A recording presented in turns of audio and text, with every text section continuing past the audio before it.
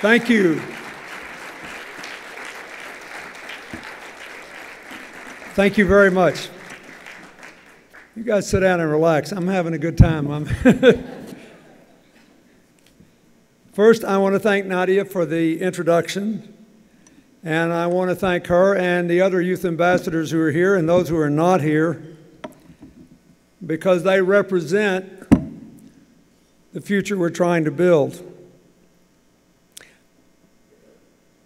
Earlier today, I went to the White House, and President Obama and I observed the 20th anniversary of the AmeriCorps program, which has now included more than 900,000 volunteers who've done more than 1 billion hours of work to make America a better place through community service. That's what these youth ambassadors are doing, and that's what all of you are doing, going above and beyond the call to build a healthier generation.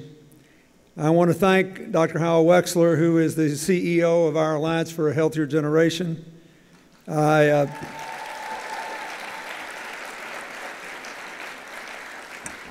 want to thank the First Lady, Michelle Obama, for all of her efforts. I want to thank the Robert Wood Johnson Foundation for making this school program possible.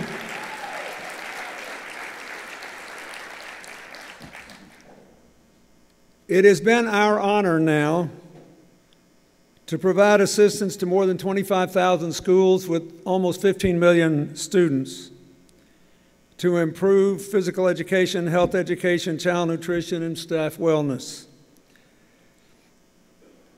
We have been successful, as all of you know, in negotiating an agreement with the beverage industry that resulted in a 90% reduction in the calories being shipped to schools in drinks.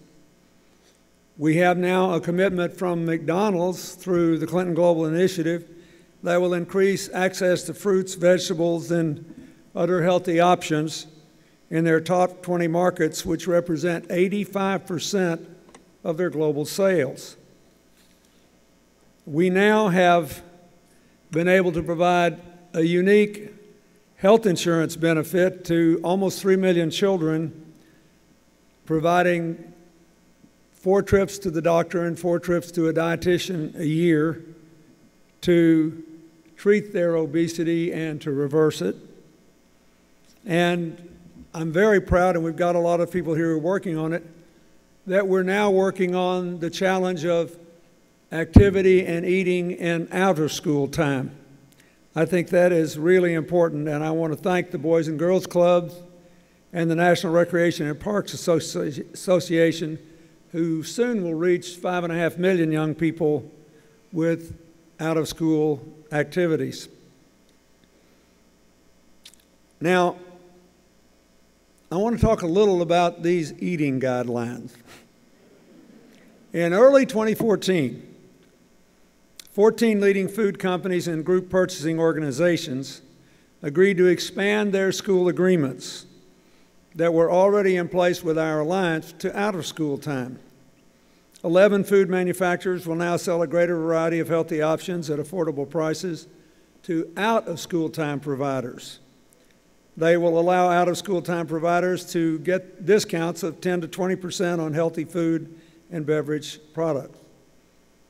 The alliance has also launched an interesting USDA-endorsed online tool, Smart Snacks Calculator, designed to help schools determine whether specific foods comply with the new federal nutrition guidelines. The project, we believe, will eventually be in almost 100,000 schools. Just last April, General Mills signed our competitive foods agreement. They have about 27% of the market share for school snack foods. And because of their participation, we will now be able to say that about 78% of the scales of the schools of snacks and beverages have made a commitment to meet these guidelines. This is a really good deal, and I am very, very happy about it. We know that the health of our children is at stake. When I spoke here last year at this event, federal nutrition standards were just being implemented in the schools. There were and remain a lot of skeptics out there. People who said, and some still say, schools can't make these healthy changes. They'll lose money. Kids won't eat the food. In some places, sadly, that is true. I read an interesting article a couple of months ago. You know, when you get to be my age, one of the great benefits of it is that, especially when Hillary had a traveling job, I had time to read just about everything I was interested in. And I read a study that these two doctors had done. It was peer-reviewed, saying that if you dramatically change your diet and you move away from heavily processed carbs and sugar to a more healthy diet, you have to eat the new diet somewhere between 6 and 10 times before your taste buds and your body adjust to the healthier food, after which you're fine. And I see a lot of you nodding your heads, and I bet a lot of school feeding programs have experienced this. The trick is to get people in the right frame of mind to start. There's now a concerted effort among some members of Congress to roll back the nutrition standards.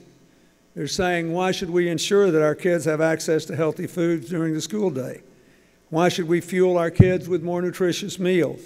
Why should we support schools in their efforts to build healthier campuses? Well, the answer is our children deserve the best start we can give them.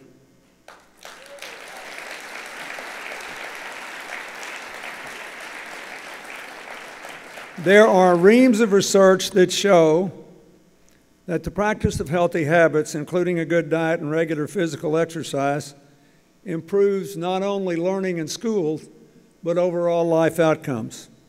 Healthy children will perform better academically, have better attendance, have better focus both in and out of the classroom.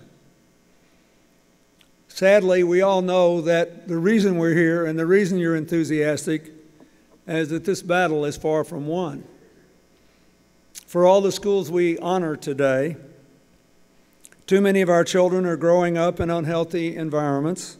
They don't have access to healthy food and activity throughout the day, and that is having a very destructive impact on those who don't.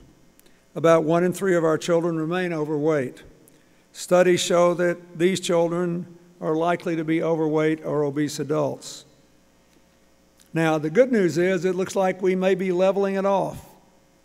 And when we started this project several years ago, I must say it's one of those things I did on faith. I had no idea if an effort like this could succeed because it required enlisting the cooperation with conviction and persistence of millions of people like you to turn around the whole future of children in America.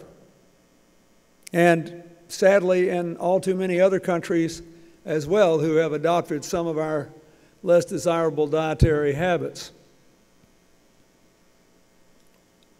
So you're doing a good job. And the reason this is important is you have to tell the skeptics with the facts that we can do this. And that the worst thing we could do is turn around and back up now and pretend that it does not matter. It does matter. It will work. It is working where people like you are manifesting the necessary commitment to start, to educate kids, to educate their parents, and to follow through.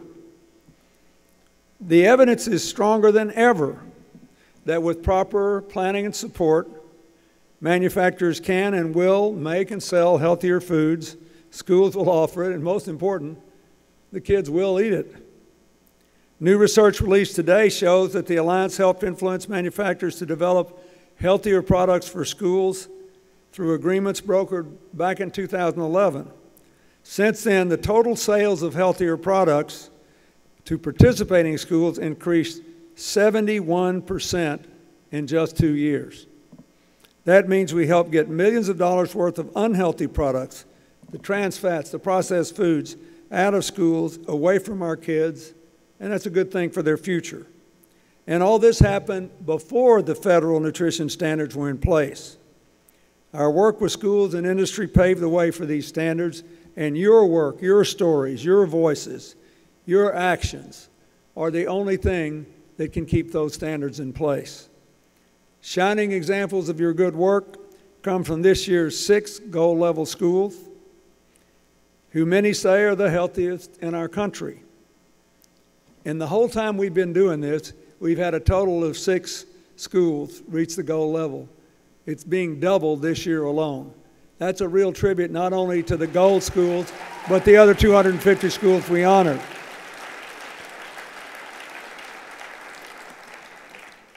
So I'd like to begin by asking representatives of these 6 schools to join me on stage. Namaste Charter School and Northeast Elementary Magnet School from Illinois, James Bowie Elementary from Dallas, Durfee School from the El Monte City School District in California, Spout Springs Schools of Enrichment from Georgia, and the Edward A. Reynolds Westside High School from New York City. While on the way up here, I want to say a word of thanks to all of the 250 schools we honor. I want to thank you for what you have done. As you might imagine, most of the larger states have larger numbers of schools, but a lot of small states are overrepresented by their numbers. And for the very first time, we have a Native American school from the Navajo Reservation in Arizona honored today. And I'd like to ask the representative from Navajo country to stand up. Where are you? She was just here. There you go.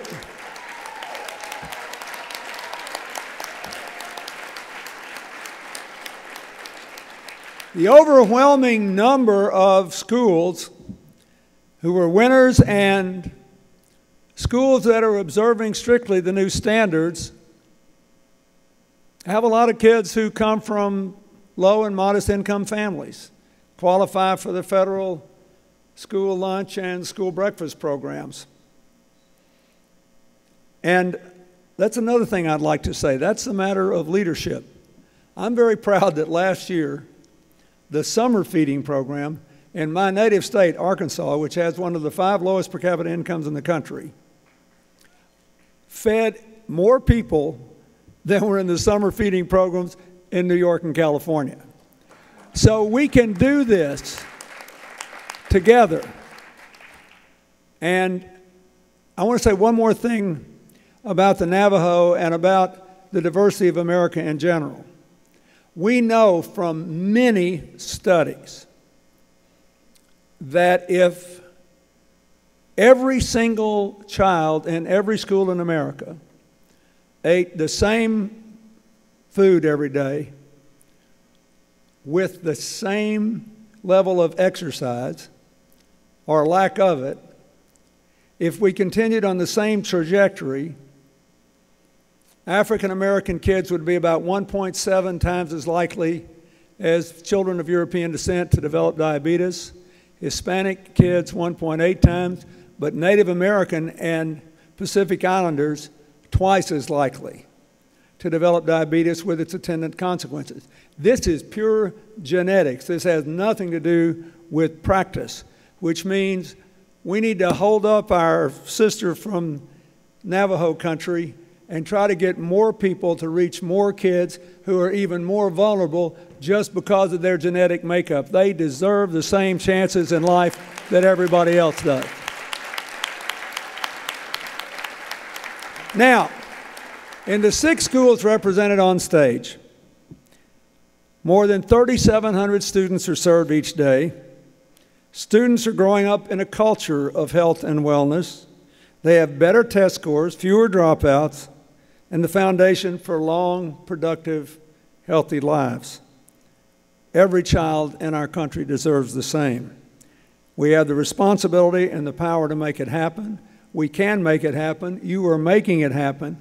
And you need to leave here with the determination to send the message loud and clear. The only thing we cannot do is turn around and go back to where we have been. We have escaped. Let's don't put ourselves back in the trap. Let's keep going forward.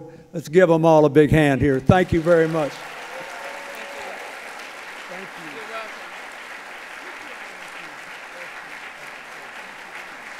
It's a great name. Thank you. Are you from the Jim Bowie? Yes. Is it named for Jim Bowie, that one? Jim Bowie? Yes. You know where the famous Bowie knife is? 8 miles from where I was born. This lady's from the James Bowie Elementary School in Texas, in Dallas. And so I said, was it named for the Jim Bowie of the Bowie knife and Alamo fame? And she said, yes. I said, he made his famous Bowie knife. It was made in a blacksmith shop 8 miles from where I was born. So I feel like I have a vested interest in her success. Let's give them all another hand.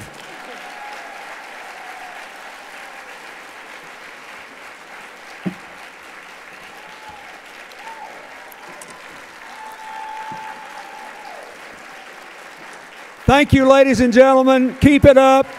America needs to hear you and see you and know this. God bless you. Thank you.